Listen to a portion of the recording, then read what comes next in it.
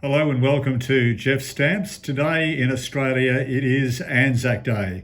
ANZAC, ANZAC, stands for Australia and New Zealand Army Corps.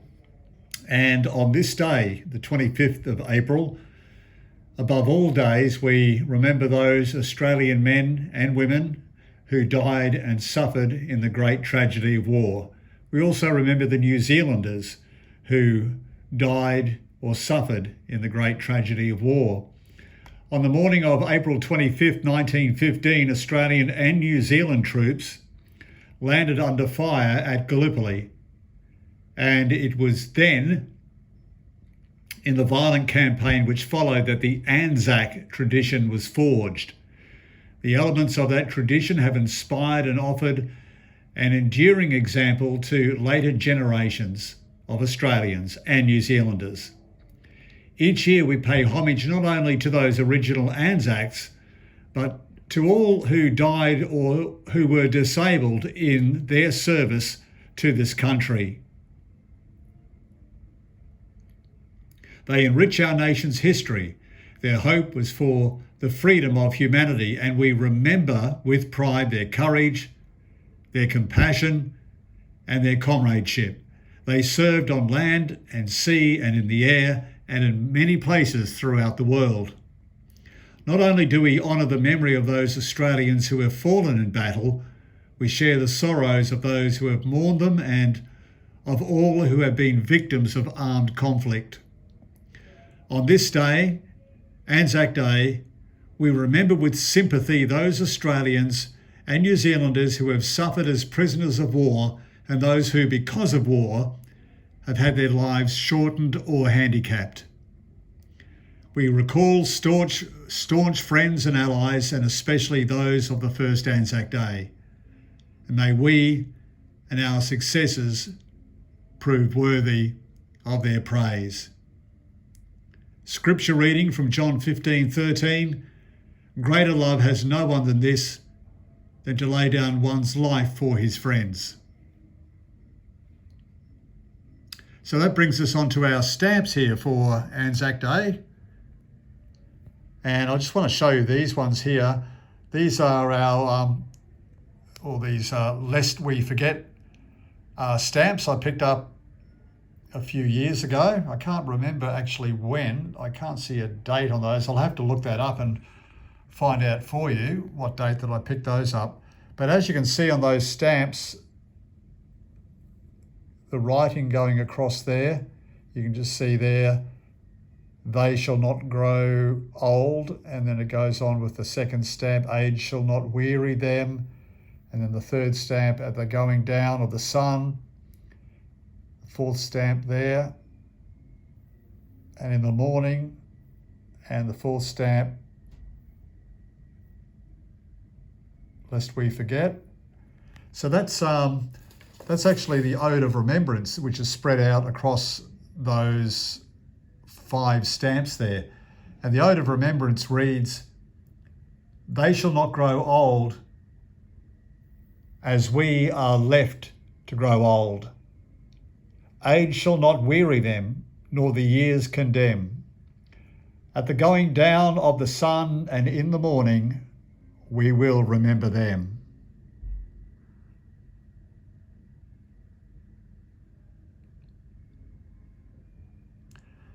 These stamps down here, I've actually got a date here. I picked these up in 2010. Australia Papua New Guinea Joint issue stamps of Kokoda.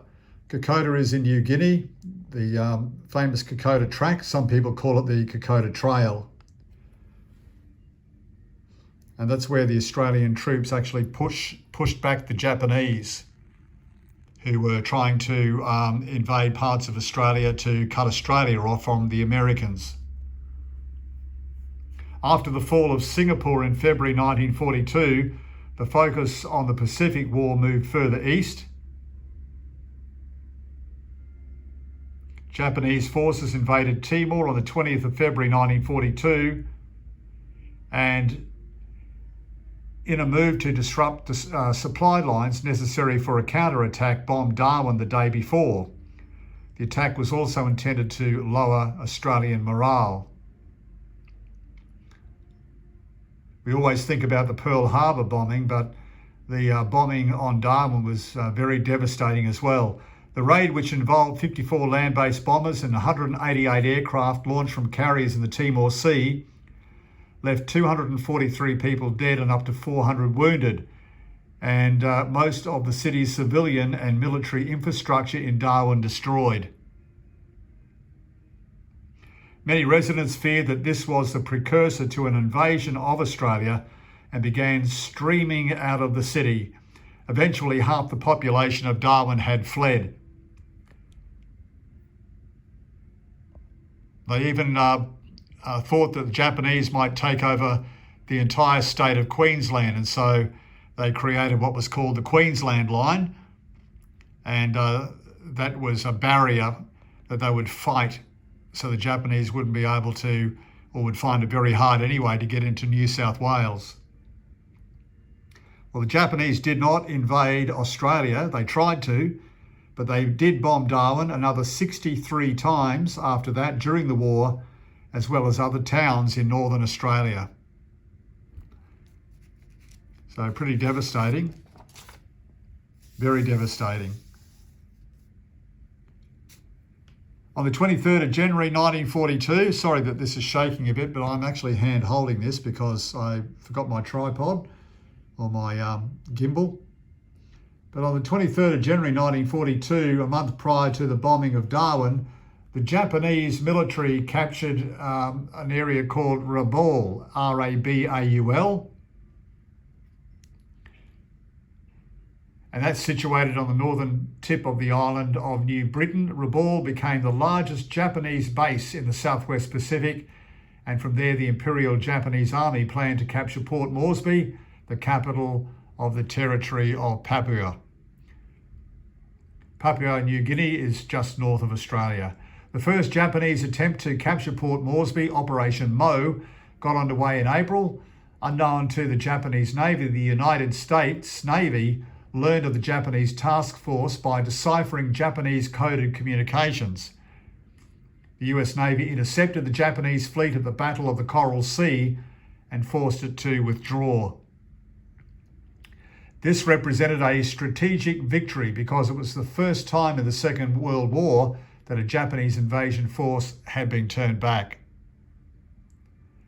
The capture of Port Moresby remained a Japanese priority as it would enable them to bomb vital Allied bases in northern Australia. And a two-pronged attack on the capital was initiated, firstly with an attempt to capture Milne Bay to the east of the city, from where they would launch an amphibious assault, then a landing at Buna and Gona on the north side of the island, where they would cross the rugged Owen Stanley Ranges to the capital in New Guinea.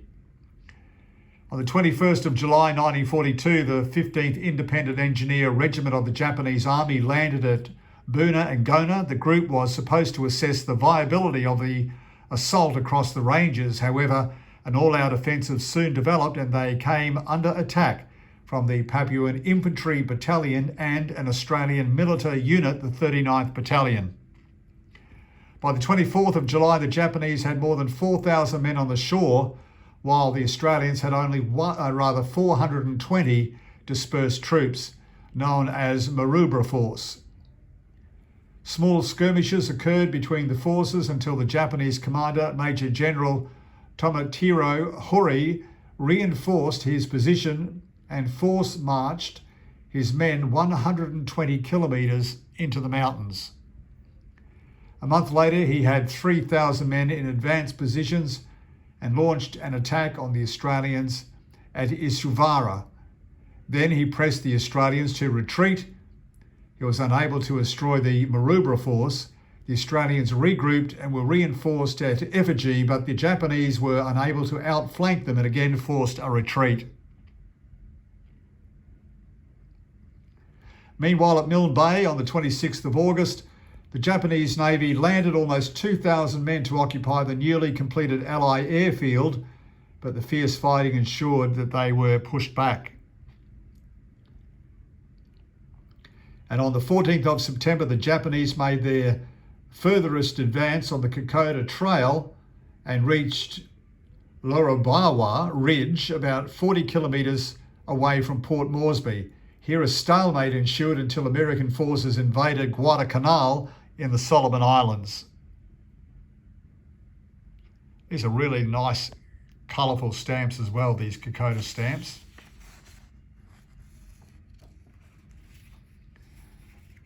The loss of more than 31,000 Japanese troops in Guadalcanal campaign forced the Japanese army to redeploy troops from New Guinea and pull back to the north side of the Owen Stanley Ranges.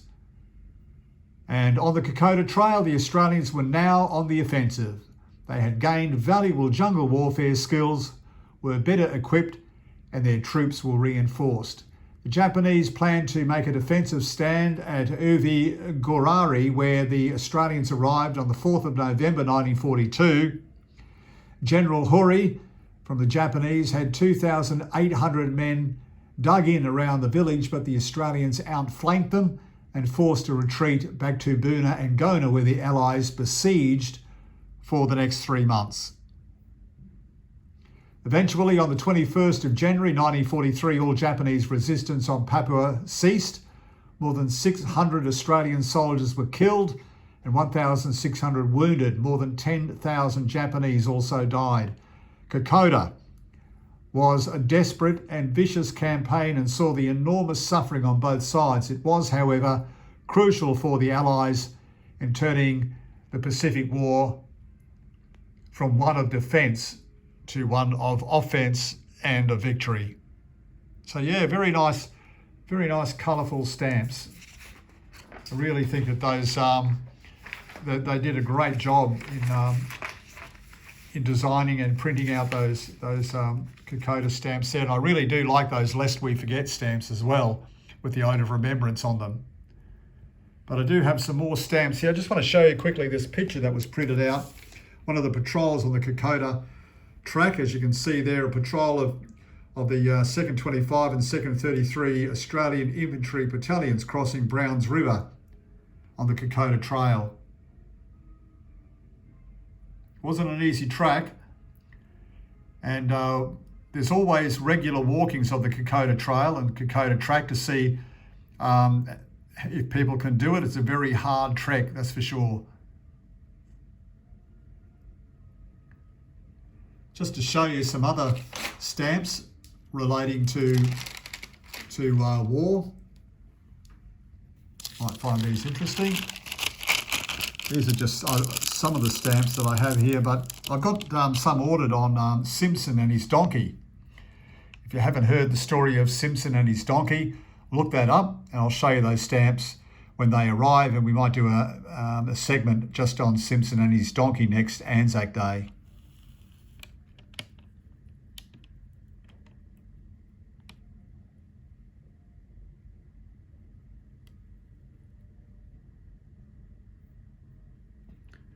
So Edward Weary Dunlop, you can see there.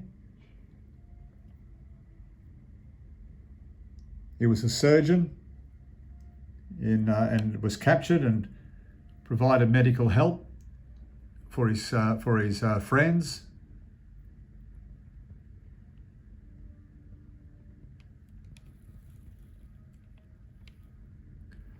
Well, there's a bombing of Darwin stamp there.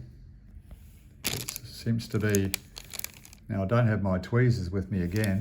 Great. Can I get that out somehow? Let's have a look. Wonder if we can get that out.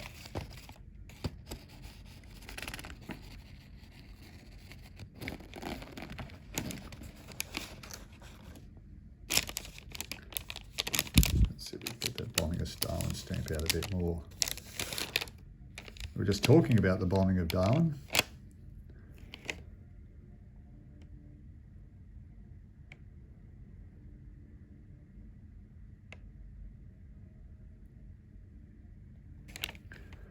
Siege at Tobruk stamp there.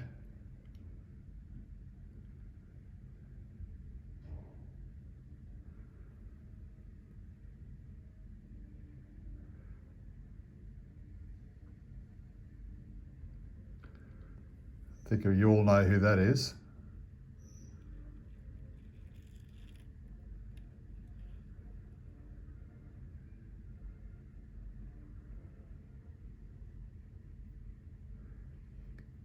It's the National Service Memorial. We have a war memorial in Canberra.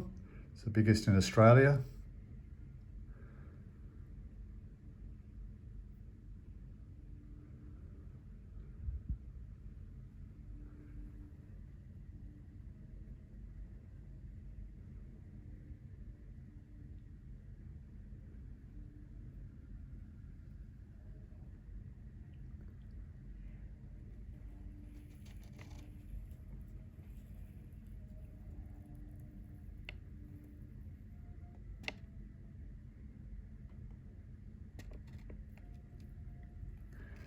There's the Battle of El Alamein, 1942.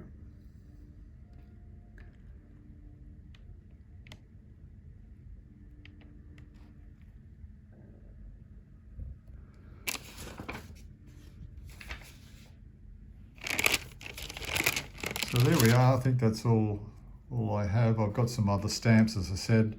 Simpson and his donkey, they're on order. No more war stamps there. But I really do like, I really do love these Kokoda stamps here. And also the Lest We Forget stamps with the Ode of Remembrance written across them. So thank you for watching. Really appreciate that. And being ANZAC Day on the 25th of April, we're celebrating the anniversary of, not celebrating rather, but commemorating the 108th anniversary of the landing of Gallipoli, being ANZAC Day. Thank you for watching. Have a great day, whatever you're doing, and back again soon with some more stamps. Bye for now.